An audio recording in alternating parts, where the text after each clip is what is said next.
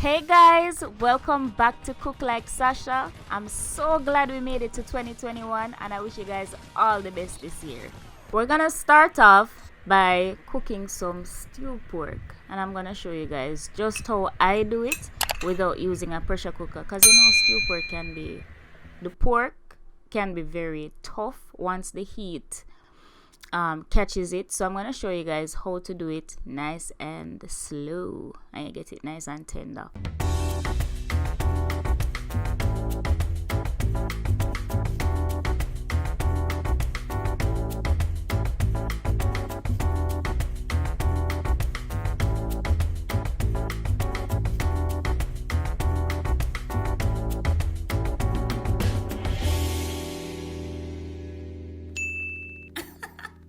Alright, so here I'm just giving you guys a view of the ingredients that I'm gonna use. The regular Scotch bonnet, scallion, thyme, onion. I'm using red onions this time. Ginger, garlic. And for powder seasonings, I have black pepper, brown sugar, salt, pimento powder, ginger, soy sauce from Island Spice, browning, and Maggi all-purpose seasoning. You know you can't do that without Maggi, right? Alright, so let's get to seasoning. I'm going to add my salt first, and I'm not going to add all of it right away because just in case it's too salty, you know you can't remove the salt, but you can always add salt if it's not enough. Next, I'm gonna add some Maggi all-purpose seasoning, and you want to be generous with this because this really helps to bring out the flavor in your food.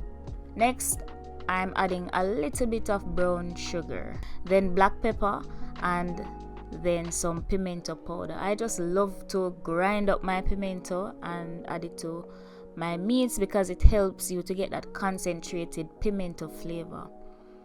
If you don't like pimento that much, you can just use the berries whole.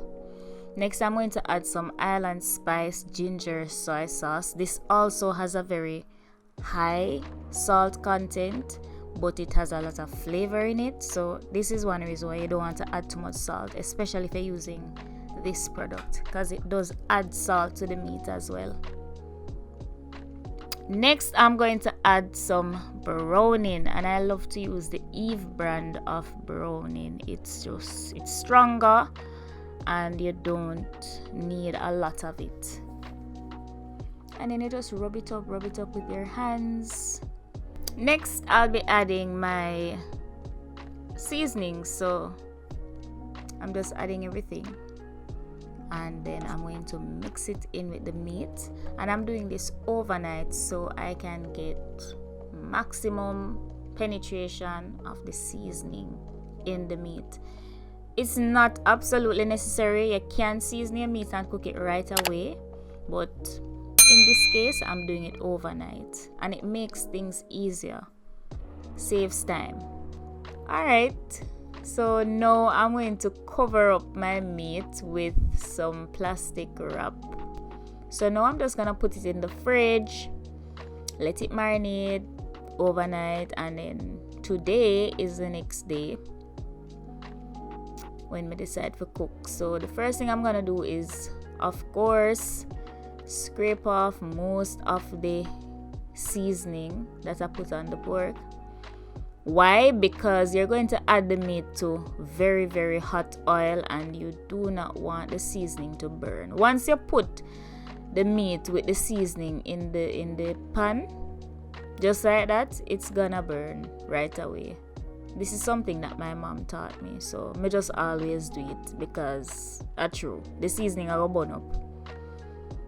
And you want that seasoning to add right when you're making the sauce or the gravy and everything will go cook down. That's when you want to add your seasoning.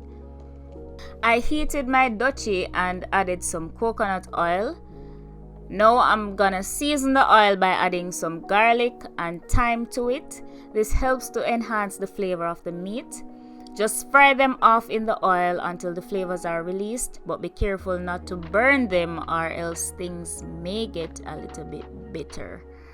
So you just want to ensure that the flavors are released. As you can see, the thyme gets a little bit brown and it smells really nice, but don't let them burn, especially the garlic. because burnt garlic does not taste good. Next, I'm gonna add the meat to this very hot oil. As you can see, normally I just add it in one go, just add everything and then cover the pot, but I'm adding them one by one so you guys can see what I'm doing. This process is where you really get to lock in the flavor and also pull out some of the fatty flavor from out of the pork, which can make it be a little bit unpalatable. So this process is very important. You need to ensure that you get a good fry off on the pork before you start braising it, which is the tenderization process. You really need to ensure that you caramelize the meat and give it the flavor on the outside. So cover the pot and allow the meat to release its own juices. Don't add any water right away, just cover the pot and allow it to cook. And you're also going to give the meat enough time to caramelize on each side, because you're going to turn the pork so that every side gets some form of caramelization. Once the meat has dried down a bit, you're going to add some hot water or warm water to it, and you're just going to continue the cooking process until it dries down again. You're going to monitor it until it dries down again, then you add more hot water or warm water to it and continue the cooking process. When you're adding water to the meat, ensure you do not cover the meat with water. You just want to ensure that you have enough to help to tenderize the meat, but don't cover it in water. So basically you're going to continue this process of drying down the water, adding more, drying down, adding more, until the meat is tender, until the skin becomes soft, where you can put a fork through the pork skin and there is no resistance. It is not tough and you don't have to fight it. Alright guys, so what I did to trap more heat and to kind of simulate a pressure cooker, I just put on the foil paper so you can trap the heat inside. It's working so well. I can see where the pork is pulling up. It's coming nice now. See all them sides here?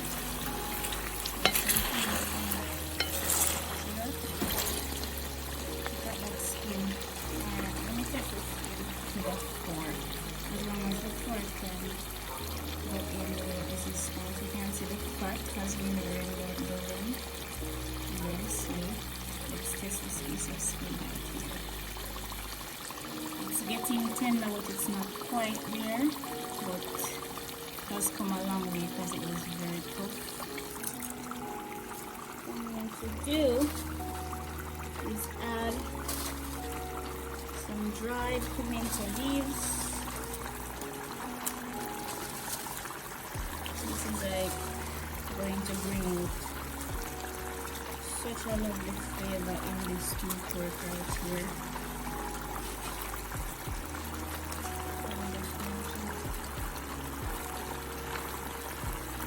The meat cooked down a bit. It's almost there, not quite. I want the pimento flavor to start infusing the pork from early. So I'm doing right here. We'll come back after about 20 minutes and then start making the gravy. Alright, so I'm going to test the meat so you can see that it has been cooked. Alright, so this is it. No resistance as I do it, so it doesn't come apart. And it's still firm. Still firm. For the skin, yes, the part goes right in. No resistance at all. The fat is well lined up. You see that? That's what you want. And then I can start to add my potatoes, my thyme, pepper, and I'm just going to let everything just simmer down and cook until the potatoes are cooked, and then that will be the end. The next clip is going to be showing you what the end product is like. I'm going to plate it up for you guys to see. It's going to be so good. The pimento leaf really turn up the flavor. At this point I'm going to add just a little bit of water. At this point I'm going to add just a small amount of water, not a lot, and everything is going to just come down. So there you have it. That's my stew pork served with jollof rice and fried ripe plantain. This is such an amazing dinner, such an amazing dish. The pork was cooked to the bone, seasoned to the bone. The skin was tender. Everything was just so delicious, guys. I really hope you try it. Let me know if you do. Let me know what you think about this video. Thank you so much for watching, and until next time, this is Cook Like Sasha. Bye guys.